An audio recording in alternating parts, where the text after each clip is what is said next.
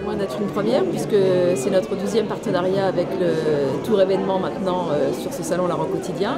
L'idée, si vous voulez, c'est de proposer dans un premier temps à de jeunes entreprises de participer à un événement commercial grand public en les invitant sur un espace que nous mettons en scène. C'est sortir de son atelier, se confronter à d'autres métiers avec d'autres personnes qu'on ne côtoie pas parce qu'on est chacun dans sa bulle, chacun dans son activité. C'est aussi l'opportunité d'aborder les métiers d'art par le démarrage d'une activité. Donc accompagner des gens qui rentrent dans les métiers d'art, qui ne connaissent pas le salon, qui auraient envie d'être sur le salon, mais qui ne peuvent pas en prendre le risque économique. Donc on leur propose de connaître le salon, de les accompagner pour venir sur le salon, de préparer avec eux l'espace dans lequel ils vont se présenter, de manière à ce que l'année suivante, après avoir pris la mesure du salon, la mesure de la clientèle potentielle, ils puissent décider en toute connaissance de cause de prendre ou non un espace à titre personnel. La Chambre des métiers, pour les jeunes entreprises comme nous qui démarrons notre activité, l'activité professionnelle, c'est vraiment participer au salon du Vinci, c'est vraiment une belle mise en avant, on a un bel écrin.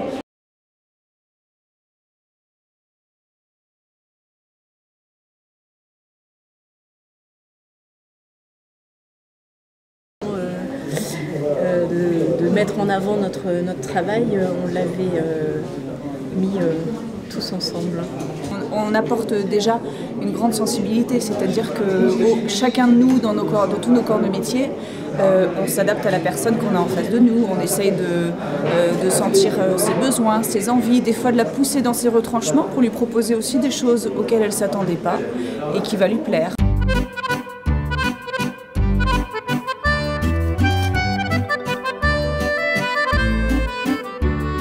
Dans cet espace couture, il y a des pièces qui ont été spécialement faites pour le salon, donc un espace plutôt chic et joli. Ensuite, nous avons un espace ici qui est consacré plutôt aux accessoires et aux étoiles et aux sacs, voilà, sur lequel nous avons exposé un book commun qui retrace pour chacune ce que la Chambre artisanale de la couture propose. Ensuite, il y a un troisième espace atelier, je vous propose aussi de me suivre.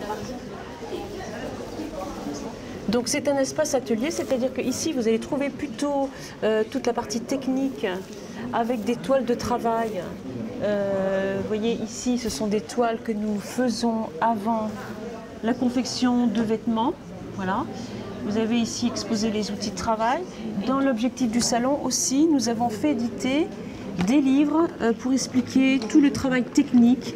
Donc celui-là que je vous montre, c'est celui du corset. Vous avez aussi le travail de la broderie, par exemple. Voilà. Alors nous sommes une association artisanale de la syndicat de la couture. Et cette année, nous avons décidé de faire cette manifestation pour faire découvrir notre savoir-faire et avec l'aide très gentiment de la Chambre de métier. On humidifie les pétales et après on les boule sur un coussin qui est rempli de sons. Artisanal, voilà. Donc on forme comme ça tous les pétales. Donc on a des grands, on a des petits, on peut prendre différentes matières. Après on donne de la vie aux pétales. Comme vous pouvez voir sur la grosse rose qui est là-bas. Ça.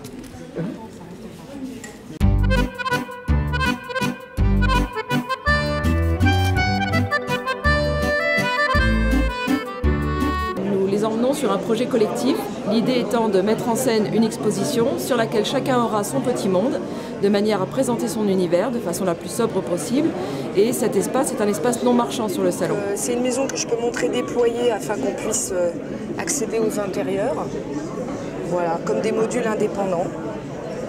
Et l'idée, c'est qu'elle s'assemble entièrement. Donc, du salon, je rejoins le hall d'entrée. Je place ma cuisine, ce qui me permet de prolonger ma promenade. Je pars uniquement à partir de plaques de plexiglas, de plaques de bois et de plaques de métal. À partir de là, j'ai systématiquement un travail de découpe que je réalise exactement comme les bijoutiers avec ce qu'on appelle un boc-fil. Et après, il faut de la patience et de l'imagination. Et je réalise tous les meubles un par un. C'est une chaise qui va aussi bien en extérieur sur un jardin, autour d'une piscine, qu'au bord d'une bibliothèque pour lire un livre tranquillement. Quand vous venez vous asseoir sur cette chaise, je vais faire l'article, c'est vous-même, votre propre poids, qui gérez l'assise. Dans mon métier de ferronnier au quotidien, j'ai besoin de faire du remplissage, si vous voulez, dans les rembarres, dans les garde-corps. Et j'ai créé donc Végétal à partir de métal et de végétal, une contraction des deux, une symbiose, parce que je veux que tous les produits soient quelque chose de vivant. Il faut qu'il y ait une légèreté, une grâce dans ces produits. Ta girouette, quand elle est montée, elle est comme ici. Tu vois, tu as ta girouette, tu as les points cardinaux. Et les points cardinaux, on les met là-dessus. Les points cardinaux, c'est l'ouest, le sud, d'accord? Et la girouette, elle va venir dessus. Comme ça, l'eau ne peut pas rentrer à l'intérieur du toit. Mon objectif, c'est surtout d'être les mains de ces personnes qui ont un projet, mais qui ne seront pas à même de le réaliser. Et mon ambition, c'est de répondre parfaitement à leurs attentes. Aujourd'hui, de plus en plus de propriétaires souhaitent aménager correctement les extérieurs. Ce sont les jardins, ce sont les fleurs.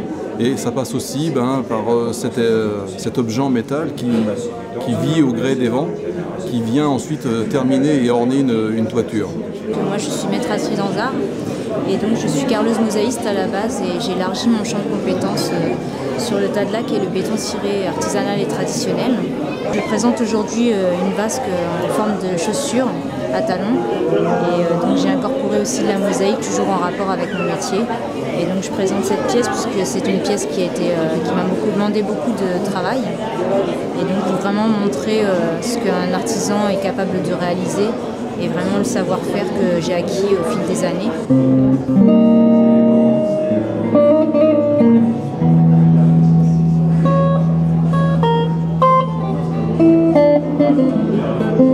Il faut savoir que les guitares en métal, ça existe déjà un petit peu. Il y en a quelques-unes qui se font de par le monde. Alors moi, j'ai réalisé plusieurs guitares en binôme déjà par le passé avec d'autres artisans. La dernière en date, c'est une guitare que j'ai fait dorer à leur fin par Sébastien David, qui est le lauréat du prix Touraine Métiers d'Art de l'année dernière. Donc le projet est né comme ça, de notre rencontre avec Rémi, l'envie de faire un instrument ensemble, et Claude Le Calvé qui tombe dessus et qui nous propose de participer au salon. Je suis invité par la Chambre des métiers et avec 7 autres artistes, artisans, nous participons à un concours du métier des patrimoines, des métiers du patrimoine. Et dans ce cadre-là, j'ai actuellement un chantier qui coïncide exactement avec ce thème. J'ai repris une entreprise en 2000 de peinture bâtiment et peinture en décor qui fêtera ses 80 ans l'année prochaine, au mois d'avril. Et en fait, mon grand-père l'avait racheté en 1934 et mon père l'a repris en 1965. Ici, on est bien dans ce qu'on souhaite, c'est-à-dire que les métiers d'art sont des métiers de création, des métiers de restauration, mais il y a toujours la notion d'art est forte malgré tout derrière, que ce soit dans la création, dans la restauration, parce que souvent la restauration, c'est restaurer des œuvres d'art en sculpture, pierre, sculpture bois, etc. Pourquoi un bureau cylindre? Parce que je trouve qu'un bureau cylindre, c'est quelque chose qui parle, qui est très beau, qui fait rêver. Et puis ça a une âme, il y a un savoir-faire qui existe. Donc c'est important de réaliser une pièce comme ça, quoi. Les matières, c'est le noyer, le buis, les fonçures, je les ai faites en chêne. Hein. Et puis après, vous avez toute la partie de la galerie qui est en laiton. Longtemps c'était en bronze, mais aujourd'hui c'est du laiton.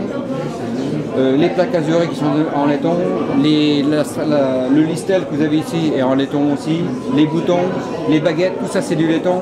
Vous avez un cuir de très très bonne qualité d'ailleurs, qui a été fait par chez Tassin, où il a été doré à l'or fin, un or, comment dirais-je, un peu vieilli d'ailleurs, pour en donner un peu de relief. Finalement, je suis assez fier de mon métier, je l'aime bien. Je suis très passionné. Il faut savoir que j'ai commencé à me couper les doigts, j'avais 5 ans, quoi. Et puis, ce qui m'intéressait chez les meubles. Donc j'ai toujours baigné dedans et Et aujourd'hui, j'arrive un peu à la fin, mais je suis quand même content de ce que j'ai fait.